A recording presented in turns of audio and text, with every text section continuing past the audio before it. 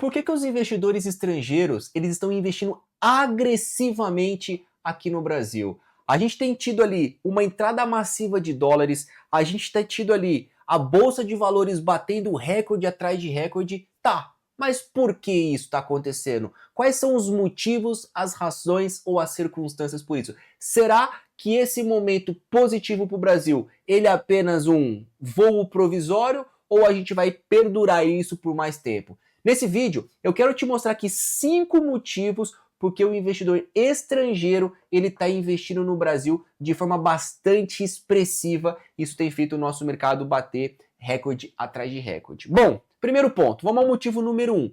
Estamos dentro de uma rotação global de ativos. A gente teve ali, vamos primeiro ter uma breve linha do tempo e entender todo o contexto global. A gente teve, em janeiro do ano de 2025, o Donald Trump assumindo ali como presidente dos Estados Unidos pela segunda vez. E ele começou falando que os Estados Unidos ia ser Golden Era, a era do ouro dos Estados Unidos. Começou todo mundo empolgado até que chegou abril. E aí ele foi lá e colocou o Liberation Day.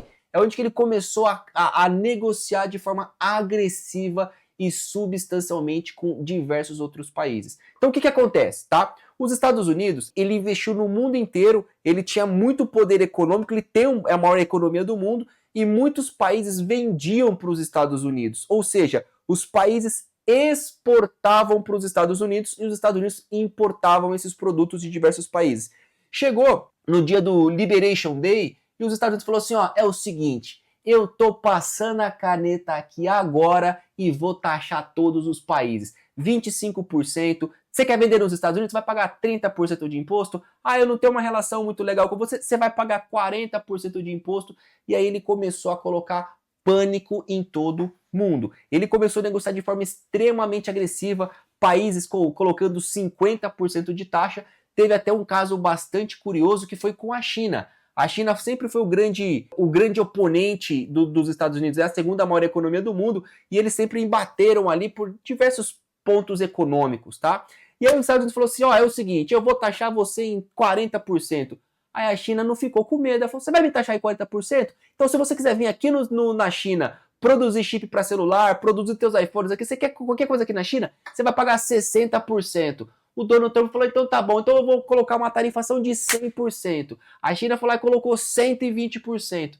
Então assim, começou uma batalha de tarifações de um lado para o outro que chegou o mercado e deixou todo mundo extremamente apreensivo. Tá, e o que aconteceu, tá? Isso nada mais é uma dinâmica agressiva do Donald Trump fazer negócios. E aí nisso, muitos países ficaram com medo e uma forma do Trump foi lá, chamou alguns países para poder sentar e algumas tarifações caíram por água abaixo. Inclusive o Brasil foi um desses países que todo mundo começou a ficar preocupado, 40% taxação do agro, taxação de produtos para a gente poder vender para lá, a gente já paga uma alta taxa tributária aqui no Brasil, vai ter uma incidência muito maior, então, bum, gerou uma preocupação nos investidores. Aí foi quando todo mundo falou, opa, peraí, investidores, eu tenho bastante dinheiro alocado aqui nos Estados Unidos, que sempre foi o principal lugar e o porto seguro do mundo. O Donald Trump tá abusando ali do poder dele. Então vamos diversificar um pouco do nosso patrimônio. Então foi quando grandes fundos, grandes gestoras começaram a fazer uma rotação global dos seus investimentos. Então a gente já começou a ter uma diversificação do dinheiro. Segundo motivo, tá? Preocupações geopolíticas. Ótimo. Então, depois que passou ali a briga tarifária com diversos países, várias negociações foram feitas, o Donald Trump ele começou a colocar no seu discurso, eu quero anexar o Canadá, eu vou pegar a Groenlândia. Falou, mas ninguém estava muito ouvido. Ali, parecia ser uma, abre essas bobagenzinha. E aí a gente chegou, virou o ano de 25 para o ano de 2026, nos primeiros dias de 2026, o que aconteceu? Donald Trump foi lá e invadiu a Venezuela de forma sutil, capturou Nicolás Maduro, que estava no poder, um país em que ele acusou de envolvimento com tráfico de drogas, partido relacionado à ideologia esquerdista, N problemas, foi lá e capturou o Maduro, levou para os Estados Unidos e falou assim, bom, aqui agora na Venezuela, eu que vou apitar, eu que vou mexer aqui no meu tabuleiro, vou tentar fazer uma articulação política e o mundo já... Opa! Peraí, Se o Donald Trump fez isso com a Venezuela, ele pode começar a tentar usar forças militares em outros países. E aí, na sequência, ele já falou que ele já ia pegar a Groenlândia. Groenlândia é uma grande ilha ali, que é pertencente à Dinamarca, onde que ela produz ali diversos materiais nobres, materiais ricos para baterias, enfim, tem diversos pontos estratégicos de produção de materiais raros, né, que falam, e também para controlar ali a parte de tráfego de navio ali de um continente para o outro. Então Donald Trump falou, opa, vou anexar, é um país extremamente frio, extremamente geleira, então peraí, eu vou tentar comprar, vou negociar, e como esse país, a Groenlândia pertence à Dinamarca, que está ali dentro da Europa, os países europeus começaram a ficar preocupados. O que o Donald Trump quer vir fazer aqui? Não, eles começaram a mandar tropas lá para a Groenlândia. Todo mundo começou a ficar apreensivo. Será que o Donald Trump vai mandar exército? Será que ele não vai mandar exército? Será que ele vai tentar invadir? Como que vai ser? Isso trouxe preocupações geopolíticas. Até que a gente chegou em janeiro de 2026, a gente teve o Fórum Econômico Mundial em Davos, na Suíça. E todo mundo aguardava o discurso do Donald Trump. E aí ele chegou lá, falou, tá tudo em paz, quero sim monopolizar ali a Groenlândia, mas eu quero sentar e conversar. Vamos conversar aqui. Nesse período ele começou a falar assim, ó, União Europeia, você vai ficar do lado da Groenlândia? Eu vou taxar você, eu vou colocar altos tributos em você, e todo mundo começou a ficar preocupado, Donald Trump voltando, opa, então pera lá, então vamos sentar e vamos conversar. E aí foi quando ele falou, não vou usar forças militares para poder pegar a Groenlândia, então vamos sentar e vamos conversar. Então essas preocupações geopolíticas começou a fazer com que os investidores tirassem dinheiro dos Estados Unidos, o dólar se desvalorizando, e eles começaram a pulverizar o teu patrimônio. Isso começou a vir para o Brasil, para a Colômbia, para a China, para o Chile, para o Japão, países emergentes ali começaram a absorver esse fluxo de capital estrangeiro. E aí um caso até curioso, ele começou a atacar o Canadá. Ó, Canadá, você não vai fazer parceria com a China para comprar veículos elétricos, não. O Canadá estava em um processo de evolução, que ia comprar não sei quantos mil carros chineses, ele falou, você não vai fazer isso não. E olha só, e eu vou taxar os seus aviões. Você quer vender avião aqui para os Estados Unidos, eu vou colocar 100% em cima de tarifação. Então todo mundo começou a ficar preocupado dessas políticas econômicas. Não estou falando se é certo ou se é errado, mas essas apreensões geraram preocupações. O investidor ele busca previsibilidade. E nisso começou a fazer com que o dinheiro começasse a sair dos Estados Unidos. Os Estados Unidos, por muitos anos, ele foi um buraco negro de absorver capital do mundo inteiro para investir em renda fixa. As maiores empresas do mundo estão lá nos Estados Unidos, então todo o dinheiro estava centralizado lá. Opa, então peraí. Já que está acontecendo isso, a gente pode tirar o nosso dinheiro aqui e começar a investir em alguns outros lugares. Isso nos leva a conhecer o motivo número 3. As ações do Brasil estão baratas. Então, quando o investidor americano começou a olhar, peraí, vou diversificar, eu vou pegar um pequenininho patrimônio meu, vou colocar em alguns lugares. Colocar na Argentina, na Colômbia, no Chile, no Brasil, na América do Sul, ali como um todo, China, Japão, começou a diversificar. E essa diversificação, só para você ter uma sensibilidade, em 2025, o capital estrangeiro que chegou na Bolsa Brasileira foi de 25 bilhões de reais.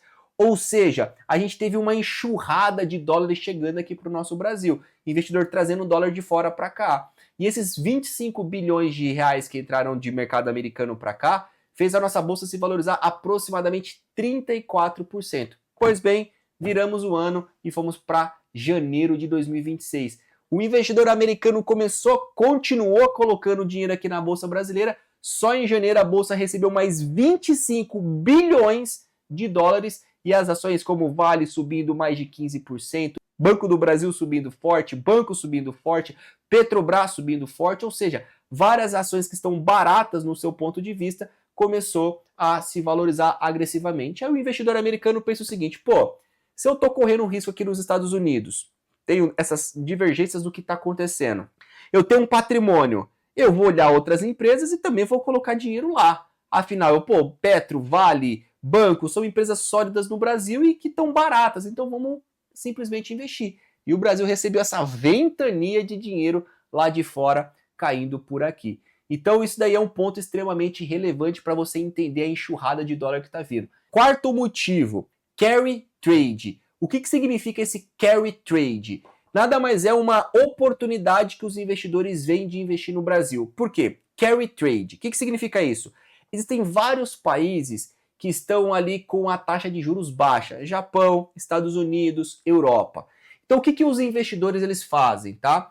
Eles vão lá, eles pegam dinheiro nesses países emprestados, um exemplo a 3% ao ano, 4% ao ano eles pegam emprestados, eles vão pagar esses juros e ele vai lá e levanta um dinheiro e vem aqui no Brasil e investe. E investe em título público te pagando 15% ao ano, 12% ao ano, 14% ao ano. Nada mais são os investidores que pegam dinheiro em países com a taxa de juros barata, aplicam esse dinheiro em países com a taxa de juros alta e ganha o diferencial dos juros. Essa é uma operação comum entre grandes bancos, gestoras, investidores institucionais, não é muito acessível ali à pessoa física, tá? Então o Brasil ele começou a receber uma enxurrada de capital vindo de fora. E o quinto motivo que a gente tem absorvido esse fluxo grandioso de dinheiro que está entrando no nosso Brasil é mudança de governo. O ano de 2026 teremos eleições presidenciais no Brasil.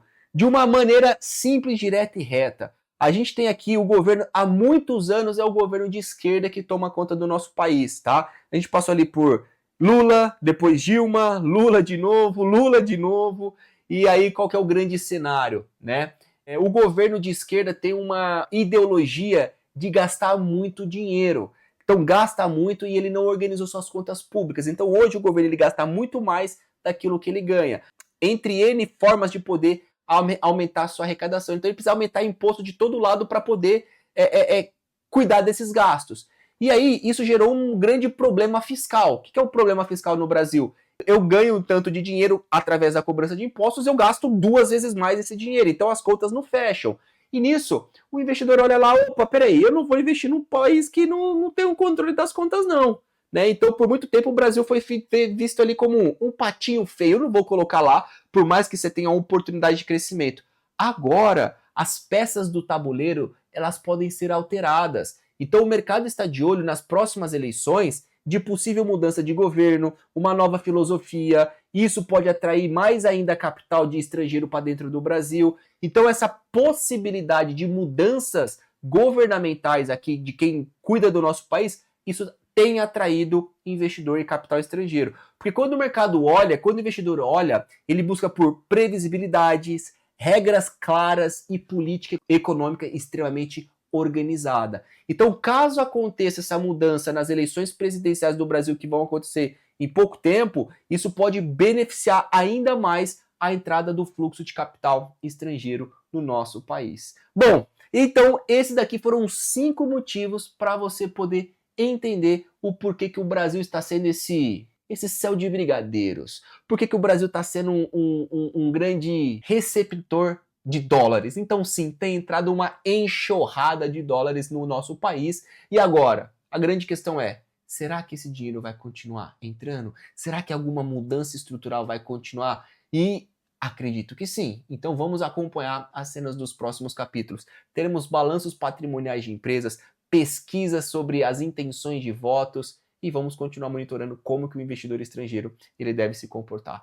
Muito obrigado pela tua companhia mais uma vez. Se você chegou aqui no final, eu convido humildemente para você apertar o joinha nesse vídeo e pedir para você se inscrever nesse canal. Por quê? Quando a gente se interage aqui, você comenta, você se inscreve, você deixa o likezinho, você vai ser o beneficiário do próximo conteúdo que eu venha soltar, porque o YouTube vai te entregar mais informações necessárias e essas informações que eu venha colocar aqui no canal, você pode ter aí um momento certo de aplicar uma grana, ou eu posso te dar algum insight para você tomar uma decisão cada vez mais assertiva. Muito obrigado pela tua companhia, um grande abraço e nos vemos no próximo vídeo.